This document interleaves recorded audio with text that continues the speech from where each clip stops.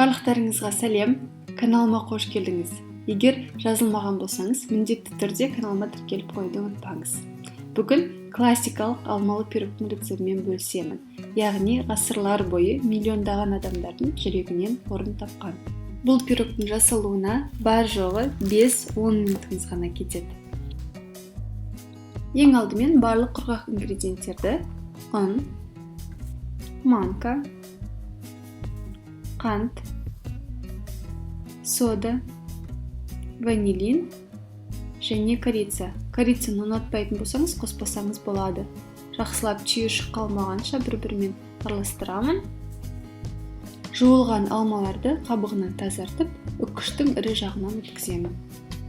Пісіретін формамның табанына пергамент төсеп, жандардың сары маймен майлап шықтым. Енді құрғақ ұнтақты өзіңізге ыңғайлы қасықпен немесе ожаумен алып, астына бір қатар сеуіп шығамын, бос орын қалмайтындай. Келесі кезекте алма, бірақ маған қасықпен салу ыңғайсыз болғандықтан мен қолыммен араларын ажыратып, абайлап сеуіп шықтым және қасықпен тегістеп отырдым. Дәл осылай қатарды құрғақ ингредиентіміз және алмалы начинкамыз біткенше қайталаймын.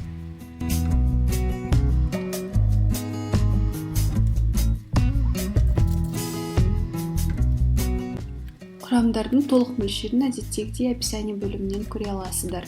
Егер сізде меніңкі сияқты қышқыл алма болатын болса, толық 1 стакан қантты, ал егер тәтті алмалар болатын болса, қанттың мөлшерін кішкене азайтуға кеңес беремін. Соңғы қатарға ұнтақты себемін, барлық қалған ұнтақтың барлығын. Енді бетіне салқын сары майды үккіштің кішкентай жағынан өткізіп, бетіне жайып шығамын. 180 градуста қызып тұрған пешке 40-45 минутқа жіберемін, немесе беті ашық қоңыр түсті болуы керек.